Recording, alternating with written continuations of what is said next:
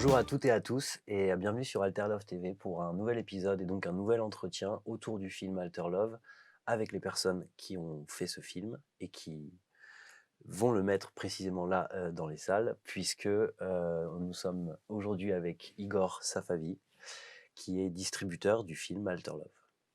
C'est bien ça. Bonjour Igor. Bonjour. Euh, Est-ce que tu peux commencer par m'expliquer quel est le métier de distributeur et ensuite ce que tu as fait avec Jonathan pour distribuer ce film. Alors je commence par le tout début. Je viens d'un milieu, qui est pas du tout, celui du cinéma. J'ai une entreprise dans un secteur très différent et il y a 6 mois, j'étais aux États-Unis, j'étais en déplacement et je reçois un message à 9 heures du matin, journée magnifique, je crois pas aux signes, mais bon quand même, Mmh. je trouvais que c'était une excellente journée et je reçois ce message qui me dit: «On va monter une société de distribution, est-ce que tu veux faire partie de l'aventure?» Et là, je connaissais Jonathan évidemment, je connaissais l'équipe autour et j'ai sans hésitation, j'ai dit oui. Et c'est comme ça que ça a débuté. OK. Donc Perspective 7. Perspective 7, voilà. OK. Et donc vous avez du coup travaillé, enfin vous avez créé cette société pour le projet Alter Love? Voilà. Avec une vision qui va au-delà de Alter Mmh. Love. Alter Love, en effet, c'est le premier film qui va sortir là dans quelques jours. C'est très excitant, c'est une belle aventure, mais ensuite on a une vision à plus long terme et on voudrait vraiment arriver à apporter, un petit peu un vent de fraîcheur, on va dire, et pouvoir apporter des films comme Alter Love qui sont à la base des films d'auteur, les amener à un public plus large. OK. En quoi consiste donc ton activité de distributeur aujourd'hui? L'activité de distributeur à l'heure actuelle, c'est, de pouvoir organiser les pôles, de gérer les pôles, de regarder aussi évidemment les coûts, de regarder, tous les aspects du métier de distributeur parce que bon, c'est évidemment, c'est du business, même si Mmh. évidemment il y a une part d'art, une part de passion derrière tout ça. Donc là, on a un pôle, qui nous accompagne sur la programmation, un pôle qui, s'occupe plus de la distribution, des partenariats aussi Mmh. avec, les différents médias et puis après on réfléchit aussi à la suite de la distribution d'Alternov étant donné que, la sortie en salle, c'est seulement la première étape. OK. Donc vous, en tant que donc dans la société de distribution, c'est vous qui fournissez, tout le matériel, aux salles? Mmh. Donc, il y a le film évidemment, mais il y a aussi tout ce qui est affiches, bandes annonces, trouver aussi les partenaires donc, médias, avec, donc je crois Bien sûr, Michael Michael Moulière, derrière, oui. voilà, Oui, c'est oui. ça. Comment est-ce que ça s'est passé pour Alter Love qui est, un film, qui par bien des aspects est neuf, il est nouveau. On parle d'une jeune équipe, il y a des gens qui sont très expérimentés dans ce projet, il y en a qui le sont aussi moins. Donc, je pense qu'il y a une dimension de défi un petit peu et de voilà, c'est le film a sa propre identité, vous avez une nouvelle société, voilà, comment ça se passe, comment est-ce qu'on y va, qu'est-ce qu'on met comme influx là-dedans? Non, il y a énormément d'idées en effet, c'est très créatif, on brainstorm énormément, on a des groupes, on se parle, on a, Jonathan et tout le reste de l'équipe ont 100 000 idées. On est obligé de tailler des fois dans le vif, par Mmh. exemple, mais, il fallait créer tout l'univers autour de l'Alter Love. Donc il y avait les affiches, évidemment, tout le matériel qu'on distribue, derrière et même si vous voulez, on avait même des idées pour créer des mugs, pour créer des t-shirts, pour créer des pulls Alter Love, pour créer tout l'univers autour. Mmh. Voilà, évidemment, on s'est restreint et là, on s'en tient, aux affiches, on s'en tient au matériel qu'on distribue, plus couramment. OK. Comment est-ce que alors le distributeur arrive, vraiment, traditionnellement, son activité, le gros de l'activité, c'est à la fin. C'est-à-dire le film, il est monté, maintenant, hop, faut que ça parte en salle. Oui. Mais, les distributeurs, ils sont aussi impliqués dans la conversation avant ça. Mmh. Donc, quand est-ce que c'était pré-production, développement même? Oui. C'est à ce moment-là déjà qu'on commence à penser, avant le tournage, du coup avant la production, de, qu'est-ce qu'on va pouvoir faire avec ce film? Oui, oui, oui, en effet, c'est une réflexion qui a eu lieu déjà, l'année dernière. Donc ça fait plusieurs mois que c'était en réflexion et on s'est dit: «Comment on peut accompagner le film justement pour qu'il puisse sortir et qu'il puisse être vu par un maximum de personnes?» Et en même temps, faut faire exactement ce que l'on veut en matière de distribution. Parce que parfois, quand on le donne à d'autres personnes qui distribuent, c'est pas exactement ce qu'on aurait espéré, c'est pas exactement le même tempo, c'est pas exactement la même envie. OK. Donc là, c'était important pour vous d'avoir vraiment Ouais, ouais. le ce que vous vouliez faire le plus possible, sans forcément avoir, voilà, sans se faire influencer, sans vouloir Voilà, copier peut-être une méthode de distribution ou des c'est ça, on voulait vraiment porter la vision de Jonathan, dans la distribution. Le porter durant le film, c'est pas suffisant, je pense. Voilà.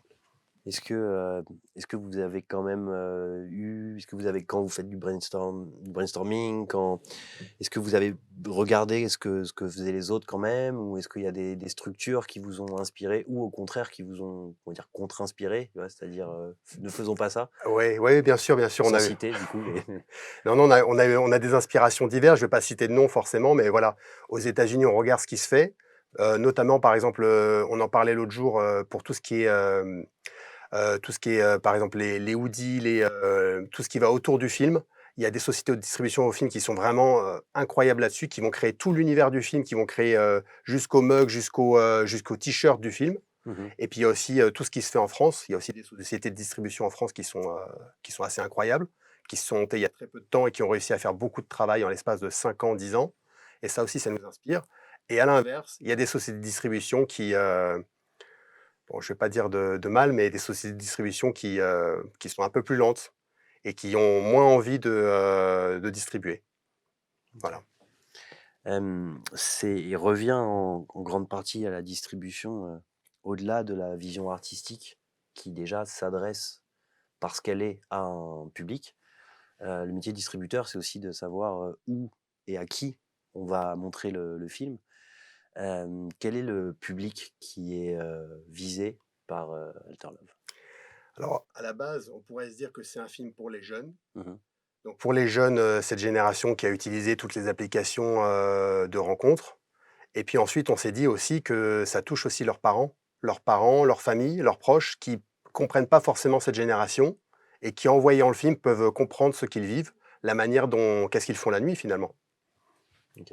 Donc l'adresse est sans être familiale parce que on parle d'un film, qu'on peut ranger dans la catégorie art et essai, Oui, avec tout le circuit de salle aussi que ça suppose déjà, donc circuit art et essai. Et puis, il y a aussi, bah, le plus grand public. Donc, c'était important aussi pour vous en tant que distributeur de ne pas se réduire, à un public jeune, mais de se dire, on parle d'amour, on parle, de jeunes qui ont des parents oui. aussi. C'est un des sujets du film puisque notamment le personnage masculin parle, de de sa mère dans le film. Donc, voilà, c'est, élargir depuis la jeunesse qui est peut-être le cœur de cible, se dire: «Non, on peut aller plus loin que ça» et donc, Bien sûr, ouais, c'était vraiment le but. Ce serait réducteur de se dire que c'est un film que pour les jeunes. Voilà, je pense qu'il y a quasiment toutes les strates de la société sont touchées. c'est ce qui est dans la conversation, quand vous parlez avec les exploitants de salles, d'insister, de dire, que voilà, le film pour telle et telle facette, il a les arguments pour, toucher le public le plus vaste possible. Oui, c'est ce qu'on leur dit, parce que souvent les exploitants de salles, ils ont déjà l'habitude de leur public évidemment. Il y en a plein Mmh. qui sont là depuis des années et des années et le public parfois est un peu plus âgé et il se dit: «Comment ça peut toucher mon public?» Et c'est là où on leur explique qu'il faut pas se fixer justement sur cet aspect jeune. Le, dans le cadre de ces entretiens, j'ai pu, parler avec, Frédéric Perrin qui dirige qui est qui s'occupe du cinéma Le Prado à Marseille Ouais. et qui me disait donc que ce qu'il fallait réussir à enclencher, ce qui était le meilleur marketing possible, c'était le bouche à oreille. Mmh. Comment est-ce qu'on travaille le bouche à oreille? Alors bon, je sais que c'est l'enjeu quoi, c'est-à-dire il Ouais. faut que ça prenne, comment est-ce qu'on se dit, voilà, qu'est-ce qu'on peut mettre en place pour qu'il y ait un bouche à oreille efficace? C'est une bonne question, on se l'est posée aussi, assez souvent et on a pensé, beaucoup aux étudiants dans les universités, donc mettre Mmh. de l'affichage, en parler beaucoup à travers les réseaux étudiants et ensuite c'est à travers aussi, tout le travail de nos partenaires qui, eux, ont l'habitude justement de créer cet effet de bouche à oreille. Donc voilà, on se repose beaucoup, beaucoup sur eux et on se repose sur leur expertise vu qu'ils font ça depuis des années, depuis bien plus longtemps que nous. Quel type de partenaire quand tu les On a des partenaires médias, mmh donc qui ont l'habitude. On a des partenaires aussi pour tout ce qui est réseaux sociaux. Les réseaux sociaux, évidemment, c'est viral et la plupart des jeunes sont sur les réseaux sociaux, que ce soit Instagram, Snapchat, TikTok et cetera. OK. Donc ça, c'est des supports, sur lesquels vous avez porté une attention particulière, Oui, oui, oui. sur les Et ensuite, il y a tous les médias classiques aussi, il y a tous les journaux, du cinéma français qui sont, que tout le monde lit ou du moins les gens qui sont passionnés par le thème lisent, que ce soit les professionnels et aussi les gens qui sont intéressés par ce genre de film. Par exemple, le film français. OK. Hem, est-ce que, oui, alors bon, on parlait il y a d'autres projets, il y a d'autres films qui arrivent du coup dans les pour vous, pour la Oui, oui, distribuer. oui, on a un line-up déjà, derrière. Est-ce que, est-ce que c'est de votre de enfin, du point de vue de ton point de vue et des autres partenaires, est-ce que ça va vite? Est-ce que, je pense que ça ne va jamais trop vite, hein, mais Oui. voilà, est-ce que ça a pris d'une manière, qui vous va? Parce que je sais que, enfin, il y a il y a beaucoup d'entreprises, où il y a le risque de ce qu'on appelle, parfois l'hypercroissance. Oui. C'est-à-dire, à quel moment, en fait, est-ce qu'on va peut-être un peu aller trop loin et que du coup on va se retrouver dans un truc où ça va nous fragiliser, en fait? Mmh. Ce qui est super, c'est que Alter Love, le film et la manière dont il a été fait, il est plein d'énergie, il est plein d'envie, il est plein de c'est hyper dynamique. Oui.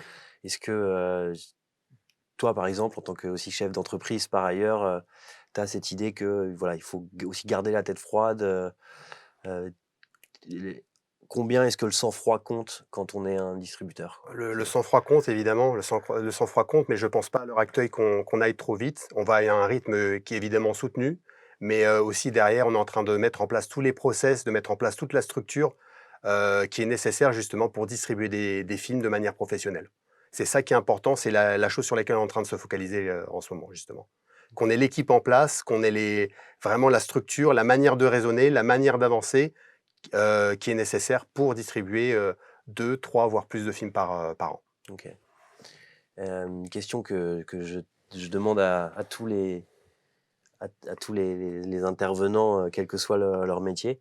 Ouais. Est-ce que tu as un film préféré? Et est-ce que tu as un film qui peut être le même que ton film préféré, qui t'a donné envie de travailler dans le milieu du cinéma, pas forcément de devenir distributeur, mais en tout cas de se dire, en regardant un film, on est là en tant que spectateur, on se dit: «Tain, c'est trop bien, je kiffe être spectateur» et puis il y a des films où on se dit: «Ça doit être super de faire ça, en fait, quoi». Ouais, Donc est-ce que tu as des films comme ça? j'ai beaucoup de films qui m'ont plu évidemment, mais Mmh. ensuite, je vais citer un classique, Citizen Kane. Beau classique, grand classique.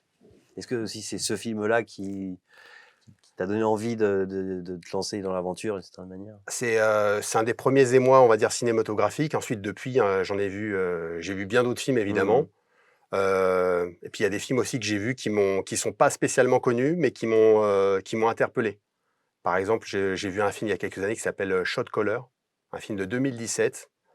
Américain qui se passe dans une prison américaine c'est l'histoire d'un homme lambda qui travaille dans la finance et qui, d'un coup se retrouve en prison parce il a conduit en état d'ébriété et qu'il a tué quelqu'un. Et le OK. film est extrêmement puissant et je l'ai vu, énormément de fois et jusqu'à présent, je me dis: «Waouh, c'est assez incroyable d'avoir fait ce film-là». Je pourrais en parler pendant 1 heure Mmh. évidemment, mais bon, je vais m'arrêter OK, là. OK. Toute dernière question, est-ce que, voilà, toi, en tant que distributeur, est-ce que tu as envie de de de raconter des belles histoires, de porter des belles histoires? C'est-à-dire, voilà, ce film-là, il vaut le coup parce qu'il y a quelque chose dans ce film, il y a un message, il y a une beauté, il y a des idées, il y a des choses qui doivent être entendues? Ou est-ce que c'est aussi on va dire, avec l'histoire évidemment, parce que l'un ne va pas sans l'autre, mais de se dire: «Des gens dans une salle de cinéma, c'est beau», quoi. C'est-à-dire, Oui, l'activité qui consiste à parce qu'aujourd'hui on regarde des choses de manière très différente, hein. Il y a des et c'est aussi générationnel et tout, mais aujourd'hui on peut regarder des œuvres, de cinéma, bah, dans une salle de cinéma, chez soi en streaming. oui, On peut même malheureusement, moi je trouve ça terrible, mais bon, c'est pas grave, regarder ça sur, des voilà, un téléphone portable ou des choses comme ça. oui. Toi, qu'est-ce qui te procure le plaisir de ce métier? Est-ce que c'est de se dire: «Ça y est, on a enfin cette histoire elle est belle et elle va être montrée aux gens» et ou est-ce que c'est, voilà, surtout, il y a des gens qui, viennent tous d'horizons différents, qui ont tous leurs problèmes, qui vivent tous leur journée comme ils le peuvent et puis le soir, ils vont au cinéma et c'est la plus belle activité du monde? Bah, je pense qu'il y a les 2, mais ensuite, comme on vient de le dire, il y a tellement de supports de nos jours. Donc l'idée, c'est vraiment de se focaliser sur l'histoire, la beauté de l'histoire et de faire en sorte que le spectateur, même s'il est en train de le regarder sur son téléphone ou sur sa télévision chez lui, qu'il sorte, changé, transformé après avoir vu le film. Je pense que c'est ça le plus important. Au moins qu'il s'interroge sur sa vie et sur la vie des autres. OK. Merci beaucoup De rien. pour, Avec ces réponses et ton voilà, le partage de ce que c'est que le métier de distributeur. avec plaisir. Merci. Et merci à toutes et à tous d'avoir suivi cet entretien avec Igor, très éclairant et très instructif sur le métier. Et on se revoit très bientôt pour un nouvel épisode d'Alter Love.